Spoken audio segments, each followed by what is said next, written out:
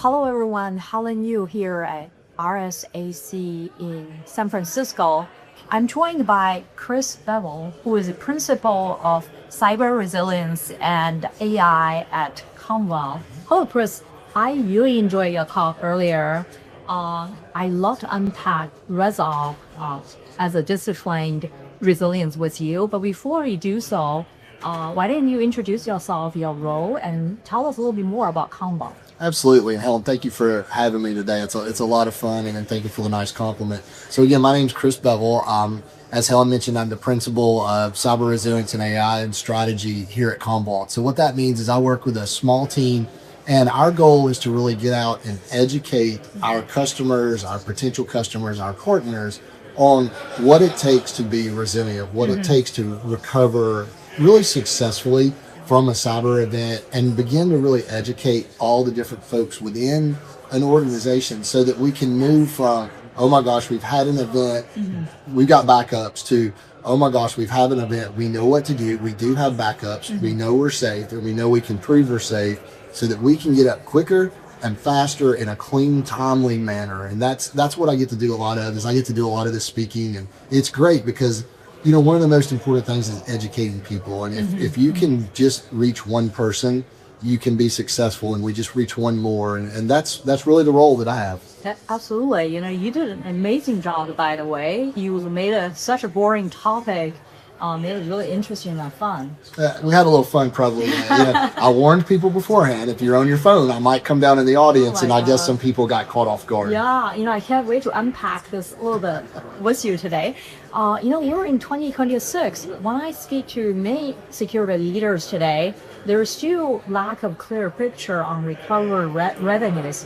Why is that happening? That's a great question. And a lot of it has to do with, we're still in the mindset of, it's not if, but when. We haven't gotten out of it's not if, but when, because the when's going to happen is to what time of day is it going to happen. And a lot of my peers and a lot of people in the cyber world and in the cybersecurity world are constantly, they're thinking about the defense tools and the defense mechanisms. And unfortunately, we can have all the defense tools in the world, but it only takes one person to click a link within the organization, then we're off to the races. And because they're still thinking defensively, they haven't really thought about, okay, when I do get hit now, I've got backups, but what do I need to do? Because there's a lot more than just, I've got backups and I'm coming back. You need clean recovery.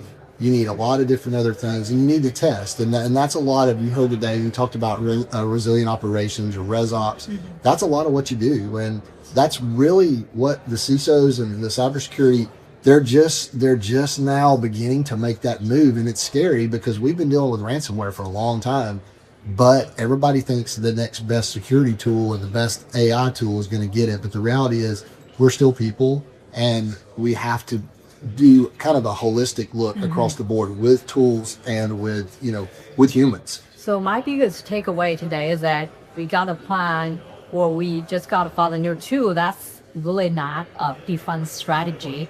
So your ResOps actually framework really resonated today, right? I love the fact that you talk about 4 fight card. As a matter of fact, I went to the Rumble, I went to the booth yesterday. The Rumble really, really cool, right? Thanks for making that happen. And then you also have, the 5, not only the 4 fight card, but also the 5 moves, right, for discipline and ResOps. Tell us a little more. Yeah, so first of all, thanks for coming by the booth. We've had a lot of fun here at RSA, particularly with our booth. For folks that don't know, and when we got Helen in the booth, and we got to get a picture of her with the belt. But a lot of it was really just getting people to think.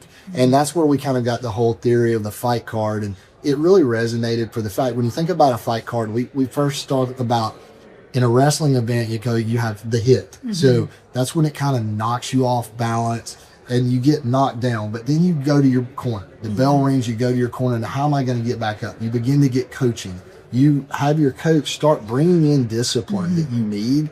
And then from that discipline, now the comeback comes on. Now, it's not a wrestling kind of analogy, but if you think about it, that movie Rocky, whether it's Rocky 1 all the way through Rocky 4, Rocky always does that. He got hit, he got knocked down, he went to the corner, he got pumped back up, and then he came down and he gave you that comeback. And that's what we're talking about here today.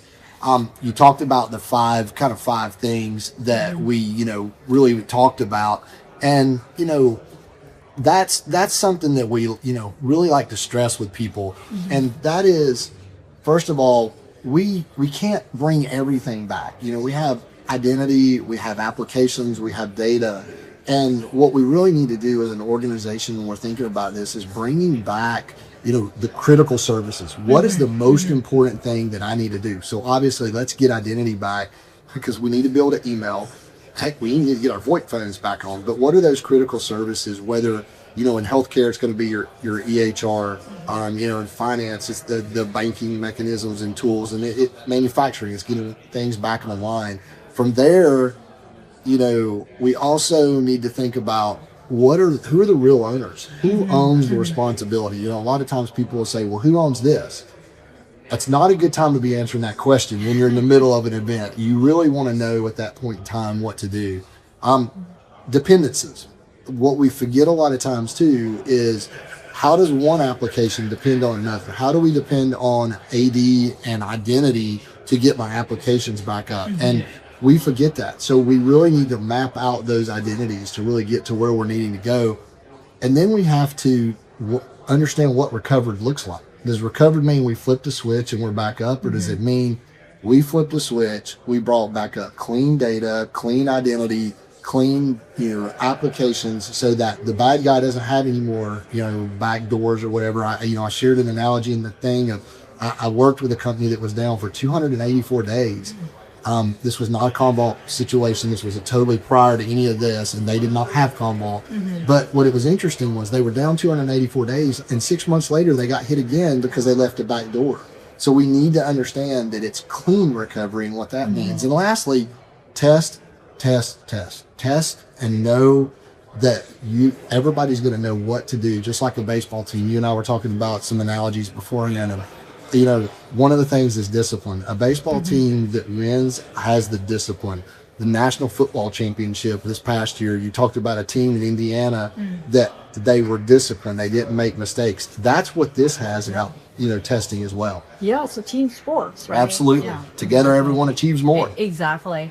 Very interesting. You touched on quite a few interesting points, right? In ownership, you have to know who owns what. But then there's 3 teams really involved in this. So it's infrastructure, security, and ops team.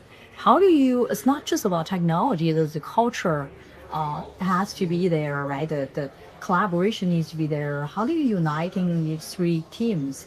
So from a Commvault perspective, we're going out and having conversations, and what we're doing is saying, have you talked to the security team if you're the infrastructure team? Have you talked to the ops team if you're the security team? Have you guys come in the room and had a discussion and a conversation?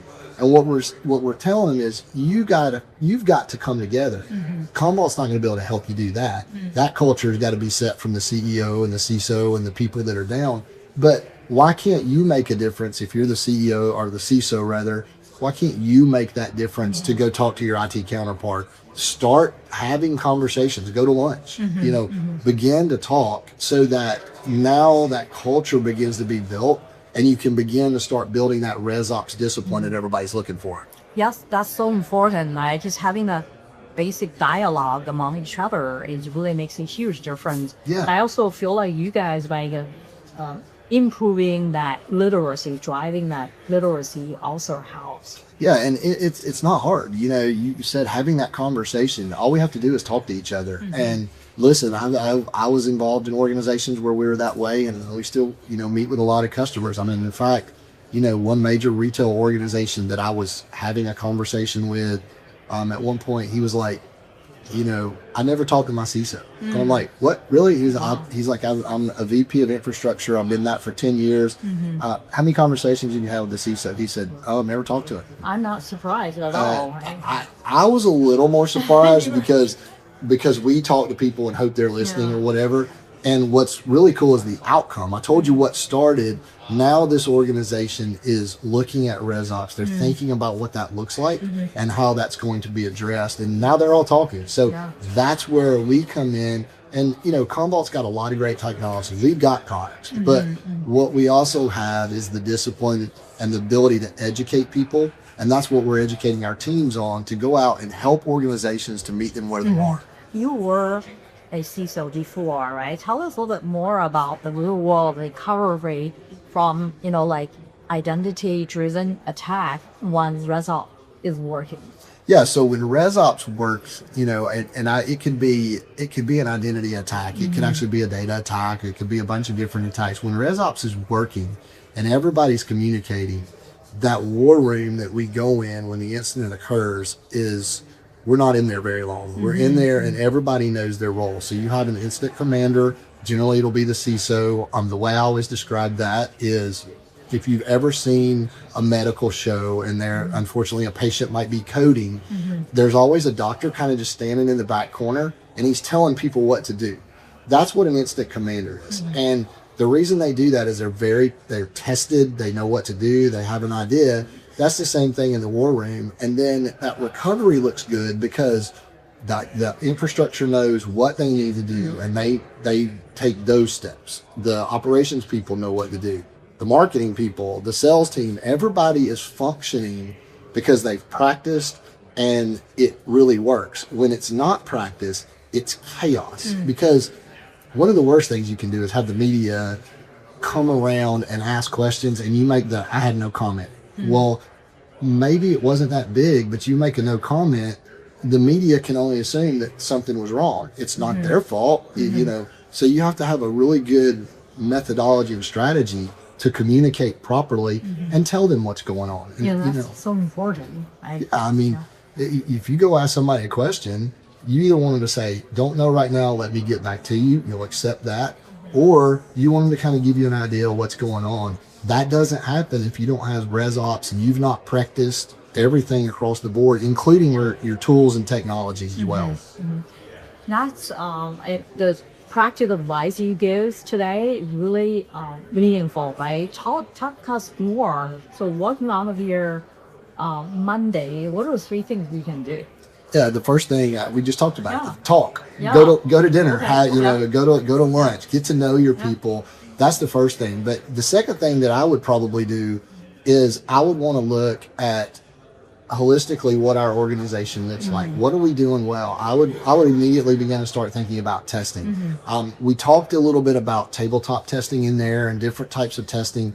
That's the second thing I would do is let's have a tabletop test, not only at the executive level, but at the level below from a technical perspective, and really get a baseline and see where we are. And then the third thing is I would say I would combine these two. It would be, what are my critical services that have to come up first? If I don't identify those, then how do I know what I'm supposed to bring back up? And then I would tie that with assigning the real owner. Everybody needs to know what they're supposed to do when the event occurs.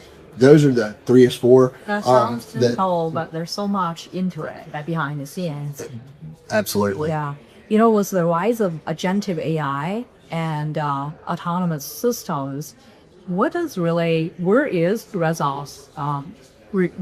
evolving, and then how does the resilient, more disciplined resilience look like 2 years from now? Yeah, I think so. From an AI perspective, everybody's still figuring it out. Organizations are still figuring it out. So all that we just talked about, what are the critical systems? What are the different people that you have to talk to?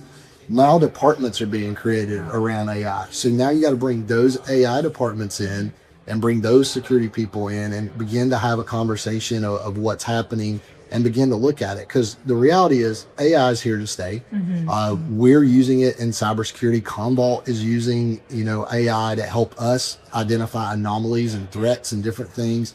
And what a lot of people are like, AI is never going to replace people. It's going to make people better. An analogy I like to use is, doctors, orthopedic surgeons used to look at x-rays and sometimes no matter how great their eyes are, they might miss that little bitty fracture.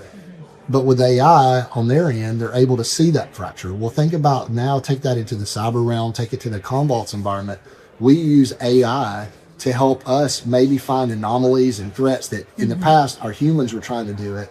So that helps us even help an organization come back better. Lastly, you said, where's it going to be in 2 years? I hope that it's going to be just like you hear DevOps and SecOps and different things. I really hope that it's resonating with folks out there that this is what we need to do. We need to have our discipline from identify all the way to recover, and that we're tested and we know what to do, because those people, we will put a big dent in what's happening in the ransomware methodology as a whole. I love the end-to-end structure discipline here. And I also, what resonates with me is evidence over hope. So really love that kind of mindset. So thank you so much for your listening today. Thank you for having me. Yeah, and then look forward to catching up with you soon again. Absolutely. Thank you. Appreciate it.